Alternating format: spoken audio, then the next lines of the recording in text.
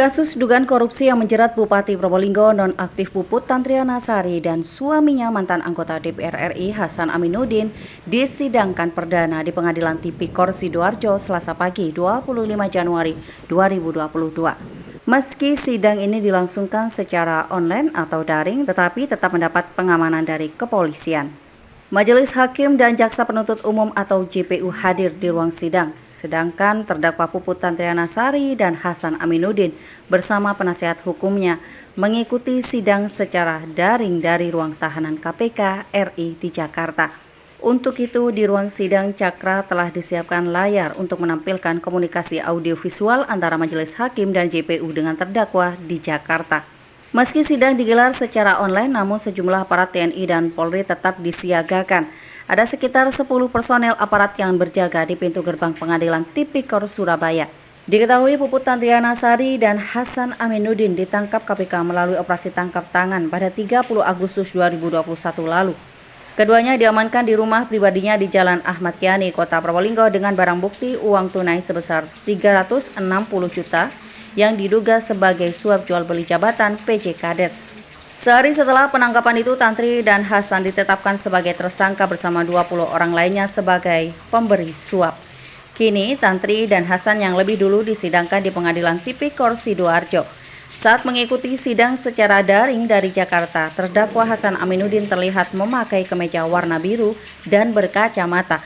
Ia duduk di antara Puput Tantriana Sari dan seorang penasehat hukum. Yang tampak berbeda ialah penampilan Hasan Aminuddin. Mantan Bupati Probolinggo 2 periode itu membiarkan rambut putihnya terlihat. Sementara untuk kondisi terdakwa Puput Tantriana Sari nyaris tidak ada perubahan. Ia memakai kerudung warna coklat kombinasi putih. Tantri juga tetap berkacamata seperti biasanya. Sekitar pukul 10.35 sidang dimulai. Agendanya adalah pembacaan dakwaan. Dalam kasus ini, Jaksa Penuntut Umum mendakwa terdakwa Hasan dan Tantri dengan pasal 12 huruf A atau pasal 11 Undang-Undang Nomor 31 Tahun 1999 sebagaimana telah diubah dalam Undang-Undang Nomor 20 Tahun 2021 Jo pasal 55 ayat 1 ke 1 Jo pasal 65 ayat 1 KUHP. Ketua Tim JPU Wawan Yunarwanto mengatakan saat ini yang menjadi fokus ialah kasus dugaan jual beli jabatan PJ Kades. Sedangkan kasus gratifikasi dan tindak pidana pencucian uang atau TPPU masih dalam proses penyidikan lebih lanjut. Dalam proses jual beli jabatan ini disita uang sebanyak 360 juta rupiah dan uang tersebut disetor oleh 3 orang kepada terdakwa. Ketiganya adalah PJ Kades Karangkren Kecamatan Krejengan sebanyak 20 juta rupiah, Camat Krejengan sebanyak 240 juta rupiah, dan Camat Paiton 100 juta rupiah. Jadi ini ada 3 dakwaan kumulatif, yaitu terkait dengan pengukuran PJ Kades di Kecamatan Paiton dan Kecamatan Krejengan. Seperti yang sudah kita dakwaan untuk pemberinya, yang paling sudah sidang untuk camatnya dan dari PJ Kades yang diusulkan. Untuk pasalnya Pak? Pasalnya pasal 12 huruf A atau pasal 11 Undang-Undang Tipikor.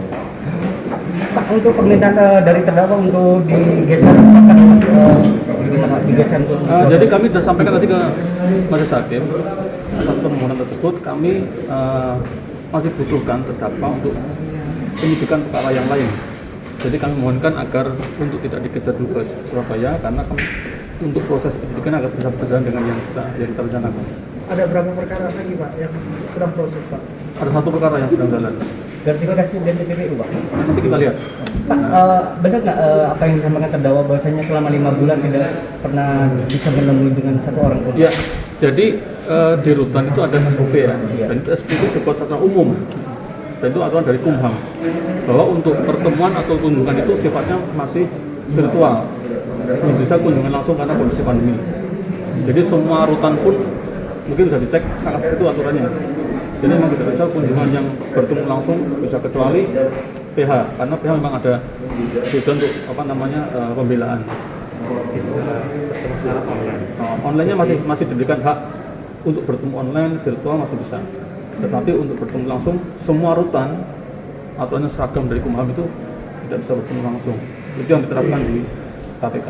Karena status sebagai terdakwa masih atau seperti apa? semua penghuni rutan seperti itu. Semua ya. Tidak ada perbedaan apa ada perkara, yang penting dia tinggal di situ, dia mengikuti aturan yang diterapkan di rutan. Pak, mungkin untuk perkembangan lain sendiri, mungkin ada kemungkinan ada tersangka baru Pak selain 22 tersangka itu Pak? Nanti kita lihat Mas, sementara yang sudah berjalan ini, nanti bagaimana kita lihat di faktor sidang berikutnya. Pihak penasihat hukum terdakwa terdiri atas 4 orang. Dalam sidang perdana, 2 orang mengikuti sidang secara langsung, sedangkan 2 orang lainnya mendampingi terdakwa di gedung KPK RI di Jakarta. Setelah pembacaan dakwaan, pihak penasihat hukum tidak memberikan tanggapan, mengajukan keberatan ataupun eksepsi. Ketua Tim Penasihat Hukum Bunardi menyatakan pihaknya tidak ingin panjang lebar dalam kasus tersebut. Ia berharap kasus kliennya ini segera selesai. Pak, kenapa Pak pertimbangan tidak mengajukan eksepsi? Biar persidangan bisa berjalan cepat dan bisa segera dibuktikan. Begitu Pak. Terus kemudian nanti selama 5 bulan terdakwa tidak pernah menerima kunjungan, tidak boleh gitu. Mungkin upayanya ada pengajuan penangguhan penahanan gitu. Oh enggak, kita sudah bermohon untuk bisa diberikan kesempatan, tapi majelis tadi sudah menjawab, jawabannya sama-sama kita dengar. Karena tidak ada tanggapan dari pihak terdakwa, maka majelis hakim yang dipimpin oleh DJU Johnson Mirah Manggi dengan anggota Emma Eliani dan Abdul Ghani menutup sidang perdana. Sidang selanjutnya dijadwalkan digelar Jumat 4 Februari 2022. Laporan Zainul Rifan, Tada Today TV.